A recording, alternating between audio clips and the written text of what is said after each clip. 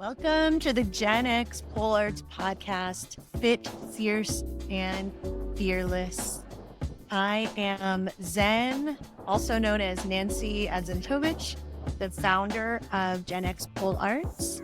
I am happy to be launching this podcast where we are going to be celebrating the strength, resilience, and potential of women over 40 in the vibrant world of pole dance. I'm excited to embark on this empowering journey with you guys. And each week, we will connect with inspiring women who are redefining what it means to thrive in their 40s and beyond. From incredible stories of personal transformation to tips on building strength and confidence, we'll explore the boundless possibilities that pole dancing offers for self-expression and empowerment. Whether you're a seasoned dancer or just curious about the journey, there's a place for you here. So grab a cup of coffee, a sparkling water, whatever turns you on, and get comfortable. Let's celebrate the incredible power of women who are embracing their passions and pushing boundaries at every age. All right, now let's dive into today's episode.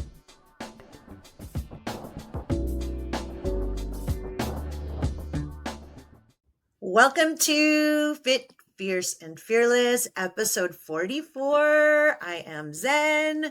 You guys know me. And if you're watching the video, you can see my guest. It is Fran from Body by Fran. And welcome. I'm so excited that you're here. I am a fan. And when Fran came on, you guys, I said, oh my God, I'm such a big Fran. And I really did. I really did say that. Not on purpose. But I found Fran on Instagram. Where else? Probably at least a couple of years ago, and instantly felt like I could relate to what she was saying. So if you don't know Fran, she is a huge advocate for strength training and cross training, and she's an incredible pole athlete and dancer, and just really inspirational to me.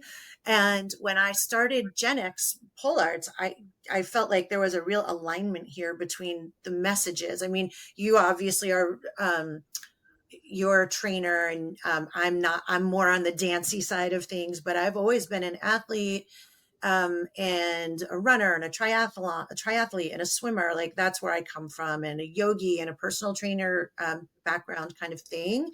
So I really appreciate the message that you bring into our pole community. And especially as we're getting older, it becomes even more important because I've had injuries, we've all had injuries. And I think strength training and cross training is really what helps us to prevent that or limit the impact of injuries, because we're making sure that we're taking care of all parts of our body and we're being more symmetrical about our training. Because when we're talking about pole, most of us don't like to work both sides. So that's where we get the imbalances from. But I'm so excited that you agreed to be on the podcast and take time out of your day to be here today. So thank you for being here. I would love for you to introduce yourself more appropriately than I could do, probably, because I'm just so gushy. You did fine. Thank you so much, Zen, for having me. And hello, everyone. It's really an honor to be here today. I am Fran, Body by Fran training.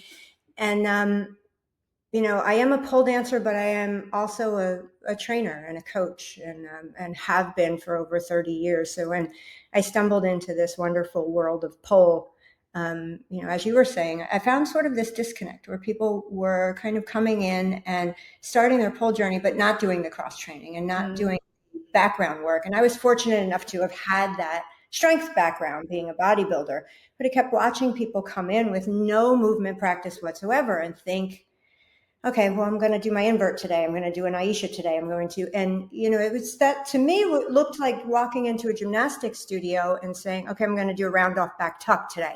And it's my class, right? It's my first lesson. So it started the wheels turning for me, not only for my own practice, but for everyone else. And that's how Body by Fran training kind of started. I started teaching pole and moving from the fitness world into the pole fitness world and bringing my background with me.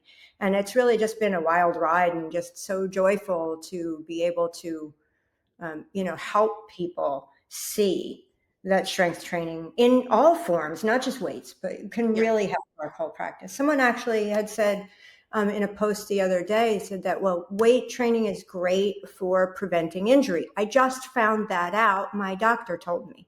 Oh, And for me, and for those of us in this industry, we're like, yeah, yeah. but we don't realize how many people don't even know what they don't know about their Right. body, right? So it was just so amazing that she felt that and found it and was like, oh, now I'm going to start this, so Yeah. wherever it comes from, whether it's from your doctor or from the internet or from your coach or trainer, just we we need to cross train. That's the whole foundation of my business. And I'm rambling. Yeah. I love it. Okay, some questions. So you've been a trainer and a bodybuilder. Did you compete in bodybuilding? I did. I got into health and fitness after having two babies back to back. They were 11 months apart. So I Oh, had like a little extra skin and stuff. And I was like, I need to start working out. And it kind of snowballed. And I just fell in love with the whole process of sculpting a physique and started competing in women's fitness because you okay. had a routine and you could perform. And, Yeah. I like to be shiny and sparkly and be on stage. So Yeah. I did that for a few years and then, just found at that point women's fitness was huge and they were starting to get into much bigger physiques and a lot of hardcore gymnastic background. And I wasn't willing to start using PEDs and start, spending time away from my family as much Yeah. to train to that level. So I bumped out of it then.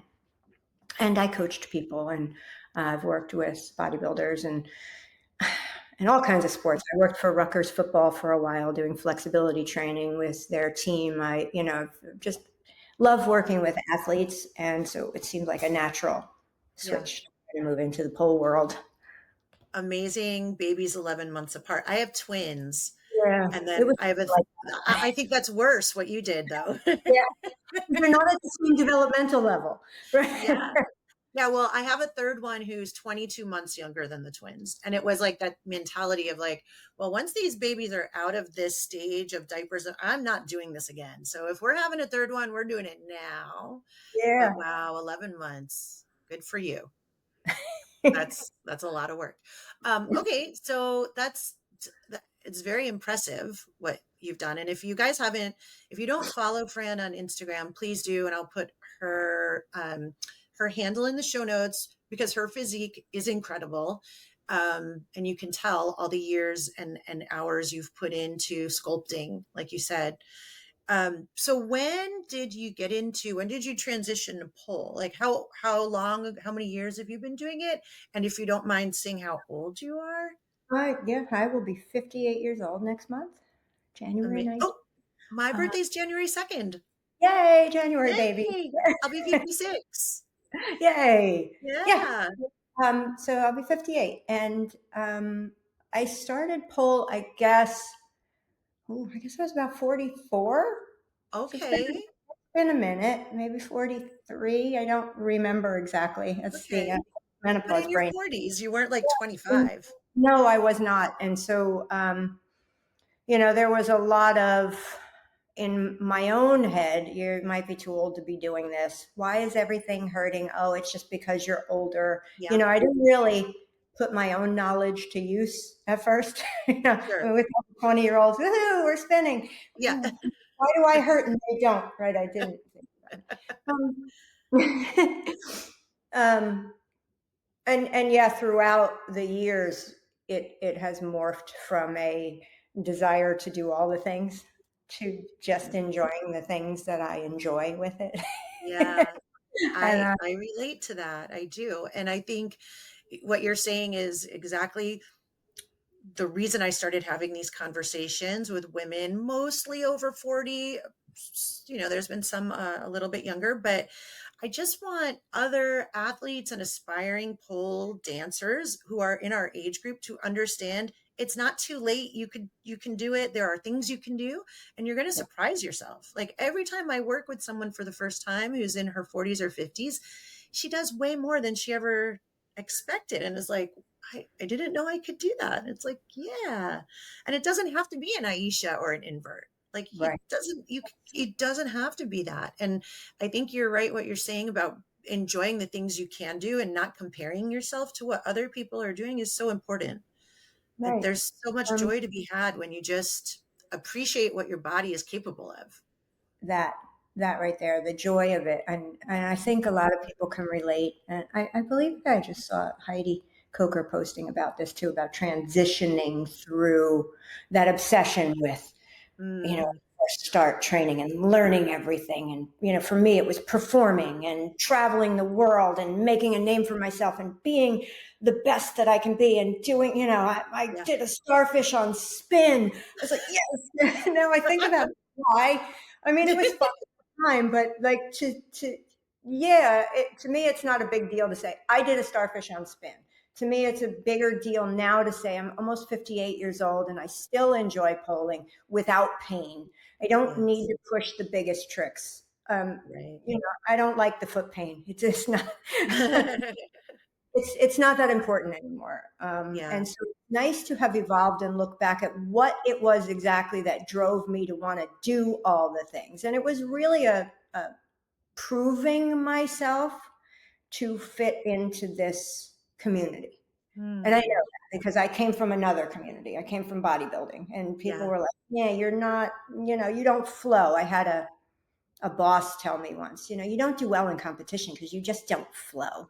Oh, And I was like, "Ow," but yeah. he was right, but that's just not my style. So Yeah. I guess I was just trying to force myself into being accepted by all parts of the community. All right, you said I Hmm. can't flow. I'll flow. I'll show you I can flow. And Yeah. instead of just accepting that I don't really like to flow, and I love Yeah. watching it, but it's not my movement quality or pattern, and I don't enjoy it that much. I Hmm. don't know if it's making sense, but it's when Yeah. you finally find and you're not trying to fit yourself into the box of what you think being a pole dancer should be, Yes. the world of pole opens up for you. Hmm. I love what you're saying, and that is so true to me. And I feel like I have not been polling nearly as long as you. For me, it's about 5 years. I started when I was 50. Oh, so I guess maybe a little more than 5 years. But I was first, I was like, oh, I'm just doing this because it's fun. And I don't think I'll ever be able to do those things that I'm seeing these people do. And then once I started being able to do some of that stuff, then I was like, oh, now I want to do this and this. And I had like a list of all the things. And then I had injuries and I had to take time away. And I have a chronic knee thing, and it's from being a runner forever, like running on pavement, right? So I know it. I have a torn meniscus, and every once in a while it flares up and bothers me, and then I have to take time off. But then I focus on other things, more like flowing and choreography. And then I started doing aerial hoop because guess what? You're not on your, it doesn't do anything to your knees because I'm off the ground. Um, and then I realized as I come back to working on pull tricks that it's like, well, why? Like you said, why do I really want to do all those things? I have this group of things here that I can do and it feels good. And I can finesse them and I can work them into different combinations and do different things. And it's forced me to become more of an authentic artist because I've had to look at the things that are naturally coming from me and putting those into my own version and language, I guess, as an artist, rather than just chasing what everybody else is doing. Right. And you're right, that's opened up a lot for me because the pressure comes off. And then you Yeah. can just be Yeah. and explore. And I think yeah, it makes it more authentic to yourself as a Yeah. polar. And I love what you said about taking the things that you can do and finding those nuances, like riffing off of those. How can I make it more me? How can I transition in and out of this and make it interesting? And I've judged a few pole competitions, and when I watch people in competition, I am instantly more drawn to something that's nuanced and interesting and different that's done well than a handspring that's sloppy that leads to Yeah. nothing. Do you know what I mean? Like, so, Yeah. and I know that people have called me a strict judge, but that's because I expect a lot, especially from a professional level. They don't just show me this trick. Well, I'm trying this trick and I'm not ready to perform it yet. And I'm going to put it in with sloppy feet and stuff because I think that's the gold standard of what competition is. And when there's somebody else that has just done a simple transition and has made me go, oh, what was that? Yeah. That's what lights me up as far as judging those things and watching. So I Hmm. love what you said about that. Is it's so important to find your style and your nuance. And I remember early on, I always inverted with one leg bent. Yeah. I think I may have saw Vina, Studio Vina do it Yeah. because she was one of my first influences. Love her, and it just stuck with me. And I remember Hmm. people saying to me, "Why do you do that?" I don't know. I just like it. My body likes it. Well, it looks weird. Well, but I like Yeah. it. Yeah. And Yeah. that's what my knee wants to do. And sometimes my sciatica on that side doesn't like to Mm, be on my leg. So, I'll find a way. I don't know. I guess what I'm trying to say is somebody's always going to tell you what they think you should do. And you yeah. should just find those things that feel good for you. And there will be people that'll appreciate your movement quality and your Hmm. style and what you have to offer if you're performing, competing, that kind of thing. Yep. Yep. I agree. Yeah. I think one of the fun things about what we do is that even though there are competitions and there are standards, it's still kind of new in a way that it's not like there are technical requirements for everything you do, but there's also room to improvise and make something your own. Like you're Mhm. saying, if you want to have a bent leg, there's no rule book saying you can't do that. And Right. if somebody doesn't like it because they're like, technically that's wrong, it's like, well, by whose standards? Because each competition or competing authority or body has different standards anyway. Like PSO has like no standards. And then you go to like PSCO, whatever it is, the global one, like they have a book of standards, right? IPSF, yeah. Yes, yes, yes. And as I think as we see pole move more towards that Olympic competitive sport type of thing, Hmm. we'll see more. You must chopper must be completed at this angle with both legs, and that's a Right. totally different thing. That's Yes. not, I've been asked to compete in pole sport, and coaches have said, "Hey, I'll take you." I'm like, "Oh no, I don't have discipline for that," and I know I will make myself crazy with that 1 degree off, Yep. and I don't want to be a part of that. Yeah, no, that's me too. I'm much more of the expressive artistic side of it than the super technical side. I appreciate because I worked in digital media and analytics for my whole career. So I have a very analytical mind. So when I'm learning a trick, I appreciate my coach explaining the technique specifically to me because that is how I can wrap my head around it and then do it. Whether I actually execute it in that way, it doesn't matter, but that's how I understand it. Because I look at somebody do something and I'm like, how did they do that? Like, that's what I want to understand, the Right, technique side of it. But when I'm actually doing it, it probably doesn't come out of me technically perfect, if right, but that you've got makes sense. an understanding of it to put Yes. it into your body's memory. Right. Um, that's something that really started making me make the switch from doing general fitness to helping pole dancers is that I could look at someone, whether it was in class or even online, they'd be like, I need to train my abs so I can get this deadlift. No, that's not your abs. You don't have, and they'll show me a video of somebody with superior hip flexor strength and Yeah. mobility. And they lift their leg up. So they've Yeah. got half their body weight up and then can come, and I'm like, that's hip flexors. Yeah.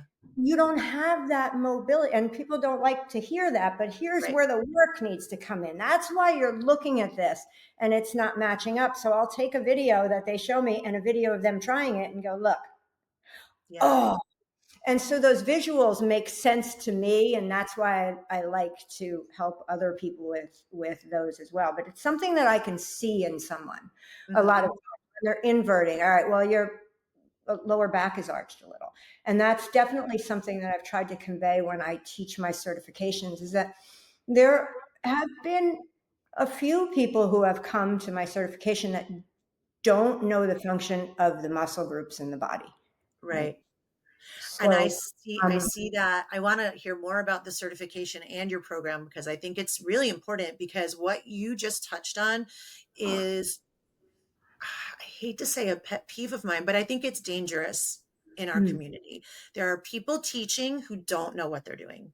They're great performers and they understand for themselves how to execute and are very advanced and elite. But when it comes to training other people, they don't have the understanding of the body mechanics, the musculature, the kinesiology. Like, they aren't trained in that way to do what you're just describing, to look at somebody doing something and say, oh, there's a little arch in your back, or that the muscle group you need to activate is actually your hip flexors, not your mm, obliques, or whatever it might be.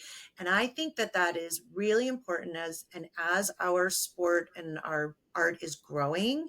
There are so many instructors who I admire when I see them perform, but I cannot train with them, mm. because I need somebody who knows what they're doing. Right. And I, not to put anybody down, but I just think it's dangerous. And especially when you're working with older, less physically trained um, pole artists, you have to be careful what you're telling them to do and how you're telling them to do it. Yeah, we see that a lot of times with great athletes that, like as you said, they can't teach it. It's They just a know it, different skill they set. teach it, and then there's that. Yes, teaching is. Try to tell people teaching is something totally different. Mm-hmm. There was that old saying that those who can't teach, Yeah. and I have always said it the other way: those who can teach, Mm-hmm. because you can convey the message. Mm-hmm. Maybe you can't do, like, I can't become the world champion elite IFPS champion. I'm 58 and they're 25. You know, Yeah. I'll never be that, but I Yeah. can coach someone to that level because I understand how to teach how the body moves, Yes. because I can. Right. Maybe not physically, but I can with all the other things. Um, Mm-hmm. and I think, though, there's also the other side of it is I've had people come to me and say, okay, I would really like to be able to do a spatchcock. And I'm like, Mm-hmm. okay, I can help you with the mobility for spatchcock, but because I can't put my body into that position, I don't know personally where I need to squeeze, press against the pole, like those kind of things. So Yeah. I can help you up to a point with that.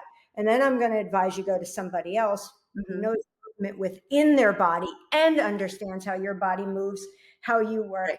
and whether your positioning is going to fit in there. So I think we also have to, as instructors, acquiesce to those who know more than us and not Absolutely. become ego driven Yes. with I know it. That's, yes. That is it right there. You have to know, as an instructor, where your expertise kind of ends, and you have to be able to recommend they go to somebody else and let go. Yeah. Yeah. That Yeah. ego part. Mm-mm. I But okay, so when did you start Body by Fran? And tell us more about that. And you do, your certifications are in person, right? Do you? They were both. Okay. Let me start with the Body by Fran, then we'll get into the cert. Yeah. Okay. Exciting stuff coming with the cert in 2026. Great. Um, So I started Body by Fran. Training was kind of like almost like a joke around 2008, 2009. Not a joke, but I was training bikini and figure competitors. And I had, going into this one show, I had always had like one or two girls in a show. And going into this one show, I had like 8 competitors that I was working on, with mostly posing, but I was doing some diets and training plans as well. So it was a busy season, and I was like, I'm just going to get shirts because we're all in the same show. And it was a purple shirt that said Body by Fran, rock that body on the back of it. And my team walked in with their little t-shirts on, and then I was like, rock that body, baby, you know. And so that was kind of just my standing joke. And I would just, when I train someone, I high five them, body by Fran, and that was it. When the pandemic hit, I retired from teaching high school. I left New Jersey, moved to South Carolina, thought, let me start up some online stuff. And the name, it was on my Instagram already. I'm like, Body by Fran, let's see if it's available for a domain. And it was Body by Fran Training. I was like, there it is. So that started, and I started with my very first, because I had brought all my in-person clients online during that time, I started getting used to using the system. So I started my very first group program, which was Pull Strong Fitness. Okay. And that's where it started. And it's gone into all different types of programming and challenges and stuff for over 40 and webinars and just all kinds of fun I've been having. And I call it fun because I don't find it work. Yeah. Um, and I created the Pull Strong Strength and Conditioning Specialist certification, PSCS, because I found so many instructors that did not understand physiology, anatomy, and Mm-hmm. physiology at all. And so, where I would say something in class like, okay, like my back hurts. All right, well, let me see your movement pattern. Looks like the quadratus laborum may have in there. Like, what? Okay, so let's back from that. And that was instructors. So the certification started with level 1, which was really just the basics, what my methodology is, whereas creating the programming for pole that's targeted for what you're going to do that day. Your warm up leads to the Yeah. workout that you're going to teach, which Yeah. seems like a no brainer because it's always been done in fitness classes. Yes. I'm not Right. going to warm up the upper body for a butt, legs, and tummy class. Right. Right? Right. But that's what we were doing in pole. Yeah. Right? We were just doing the general warm up and a lot of ab work. Mm-hmm. Yeah. And, maybe just a lot of squats and stuff. And it wasn't really doing it. So I teach that methodology with targeted warm-ups and then making the strength and conditioning portion of your class relate to the moves that you're doing and Yes. how to teach that. So we're doing inverts. We're going to make sure we have the pecs, lats, and serratus engaged. If we're going from an invert to a leg hang, maybe we're going to do some block donkey kicks and engage the hamstrings. Maybe we'll do it in the warm-up. Maybe we'll do it right before we put them on the pole, depending on what their mind-muscle connection is like. So Yeah. my certification started to really look at those kind of things. And I would give examples to people like what would you do in this instance? Mm-hmm. And I found a lot of people were disconnected at first with Yeah. understanding what exercises to use. But once it sunk in, there was shit, excuse me, coming out of people's mouths that I was like, writing that one down. That one's Yeah. great. And it just started to become almost a collection Mm-hmm. of moves that we can do and utilize together. We then started talking about, people started asking a lot more about mobility, sciatic nerve glides, and, nerves up in through the neck and Yeah. shoulder get pinched. So the level 2 was born. And I only did that for a very short period of time. Just because you had to be level 1 certified first. So I Right. brought a few people through it. And that focused on training competitors, cross-training modalities, all these fun things. So I'm excited to say that for 2026, my goal is to combine the two and make it a comprehensive certification. I've done them live. I've done them at PoleCon, and I would eventually like to get back into PoleCon with the comprehensive cert. I like doing it live a lot better because we can really be hands-on and Right. helping each other and feeling muscles working. Yeah. So that's my hope that as this year comes, I'm going to revamp the whole thing. The level 1 is still available now as a self-study. Okay. So that is still available, and we can do the link for that for anybody who's interested. And Yeah. then, of course, for those who are already certified in level 1, there will be an offering for them to get the comprehensive cert without paying the full price for the whole thing. But that's Amazing. in the works. Yeah. I love it. I think that's great. Um, and exactly what you said, the idea of warming up and training the muscles that you're going to be using during that class is Right. so important. And I try to do that. I do it especially when I'm teaching aerial hoop. You know, we have conditioning, we have our warm up, and then we do conditioning on the hoop with the muscle groups we're going to use before we get into actually doing any kind of shapes and combos, et cetera. And I learned that from where I train aerial stuff at like a circ school. And I've just found that it's a little bit different, the community of aerial and circ compared to pole. Like the circ trainers have been, it's just an older kind of practice. They've been around longer, Yeah. you know, and so I really appreciate that. And I try to bring what I've learned through my training there into what I do in the pole studio, because I teach hoop in a pole studio. So it's a Mm. little bit different than what we do in circ. But as m being an athlete and bringing that perspective into the pole environment, that's always been something that's been important to me and that stood out as something missing in my pole Right. classes was the specific kind of warm ups that you described. So I love that. I would love to be certified in your program, Fran. I'm going to click the link. We'll have to let's get you into the combination program though, so you get Yeah, whole definitely. level one Oh, and level two. Um, absolutely. I remember years ago, and I'm going to say I was in my 30s when I was working for Rutgers. And when I would train on Sundays with the football players, and we would do yoga, so they would have their Sunday training after Saturday games was running in the pool, Yeah. and yoga and yoga. So they would split them up. Half the team would do this, and then and then they would go back and forth.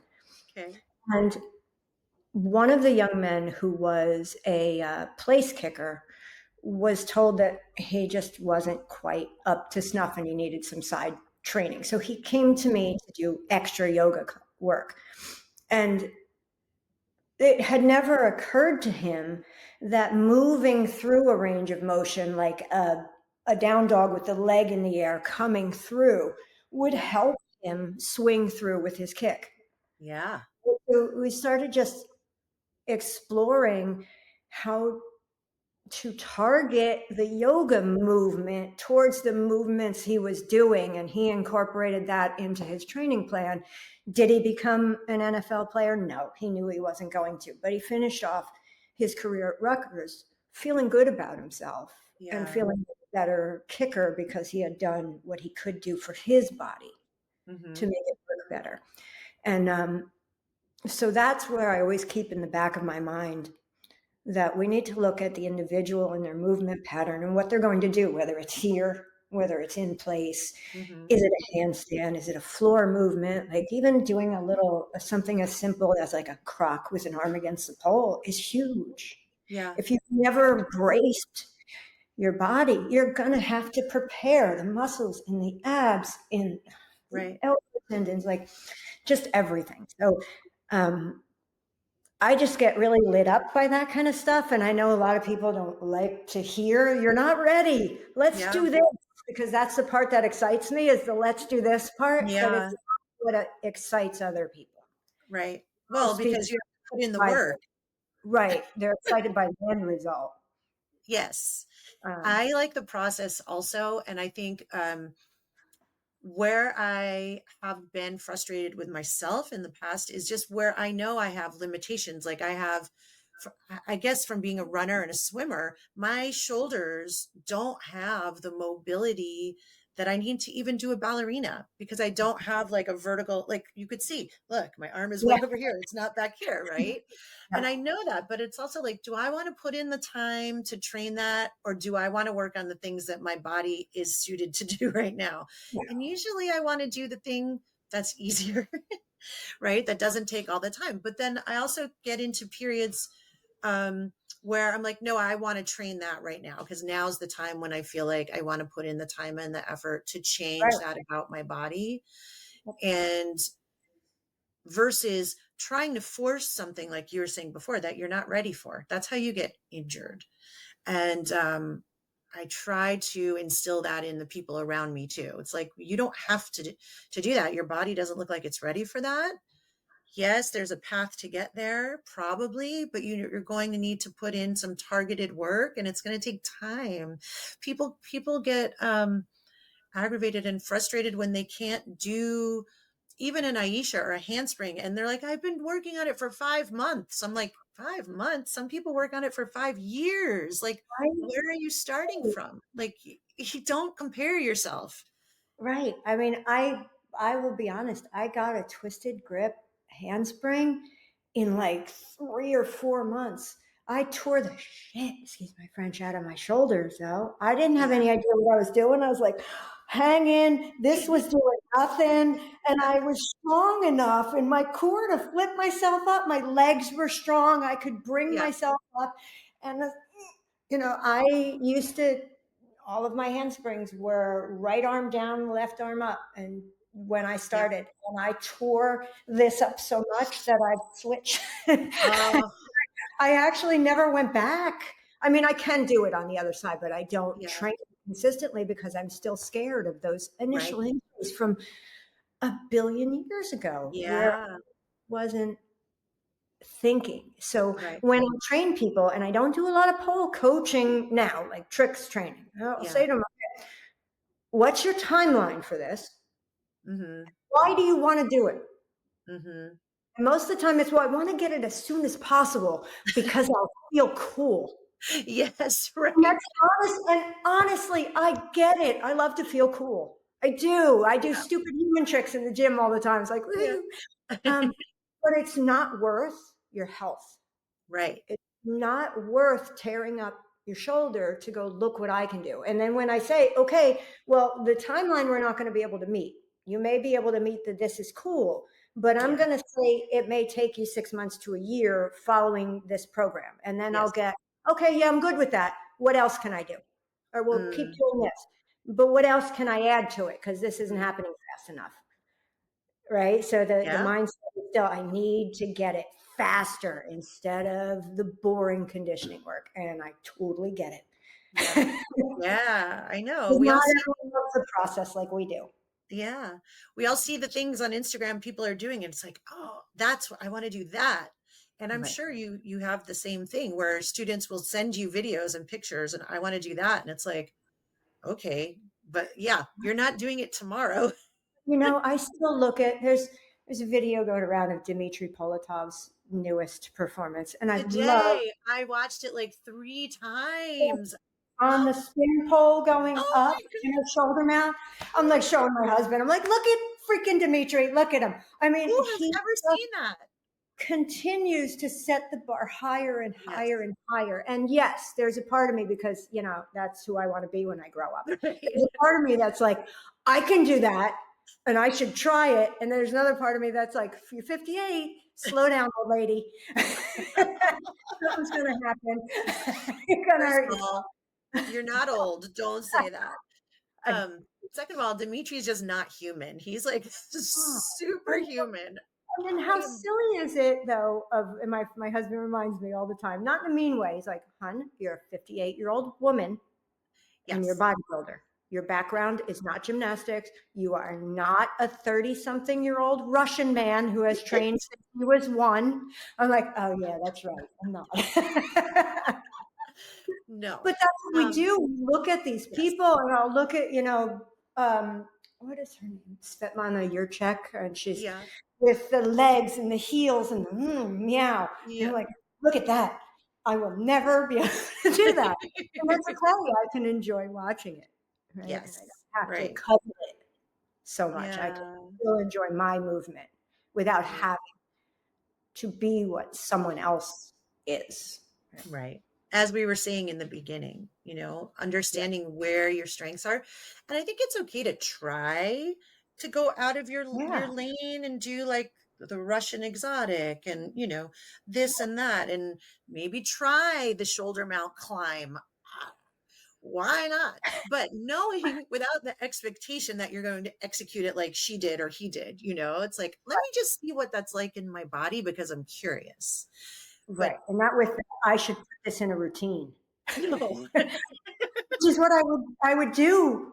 You know what I Yeah, mean? When I was younger, I would see something and go, I'm going to train this thing until I get it enough to perform it, which is okay. But a lot of times I hurt myself right. because I wasn't ready for it yet. Yeah, And I didn't want to admit that I wasn't ready right. for it And I think that's where having a good coach comes in, right? yet. Who's somebody like you who could step in and just set the realistic expectations and be like, well, yeah, it's going to take you 6 months or a year or 2 years to do what you just saw him do, Yeah. Right. but here's the things we can work on in these little steps to try to get us there Yeah. versus hurting And shut yourself. them off as we're going. Then you can feel that improvement and that small dopamine hit that we get when we do, Yeah.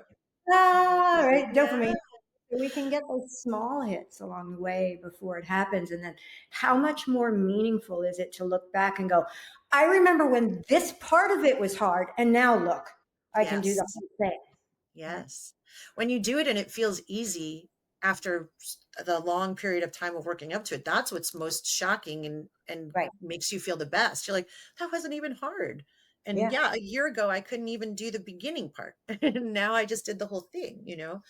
Um, I yeah, think too, a lot of times we forget that we can master a trick, a combo, perform it well, and then not do it for a while, and it's not mhm, there anymore, right? And that's to that's be expected, right? Because your body's not used to the patterning anymore. So give ourselves some grace yep, when we're coming back. Like, I had to take 6 months off because I had this or that, and I can't invert anymore. Well, give right. your body some grace to take the time to remember it and to get Yes. that movement back as part of its existence again. That's all. Yeah. And I think two things come to mind when you say that. One is when you rush things and you get injured and you have to take time off, that is the worst feeling. Like, Mm-hmm. okay, wow, I have this one video where I actually did it. Now I have to take 6 months off because I tore my shoulder or my hip, right? Or the sciatica, I flared it. And then coming back after having to take a break, yeah, you're not going to be where you were when you left. And Right. that's kind of where I've been the last few months because of this knee, which I didn't take care of the knee. And then I ended up with sciatica. And then my hip was that whole side of my body was impacted. And so now coming back and being like, well, what can I do? And what should I be doing? It just doesn't feel, it's just not fun. So I Yeah. think, just again, that having that discipline to know when you're ready to do something and training properly to do Right. it so that it doesn't hurt, so that it feels easy because you're Mhm. doing it in phases and you're supporting your body along the way with the training it needs is so much better than getting it once and then getting hurt and then coming back after you recover and then having to work back up to it again. Right. It's like, Right. And doing something else that may have been too much and getting hurt again. And that seems to be what happens to a lot of people. It's mhm, out. And I think a lot of it is that, we got forced to be home for a while without structure in yeah, studios. We've got studios that don't provide structure. A yep, lot of them do now, and that's great. And when I started, it was very different. It was, ooh, this is the new trick. Let's try this today on Instagram. We don't know how hard it is. Let's just try it. yeah, Now a lot of them are more structured, but not all of them are.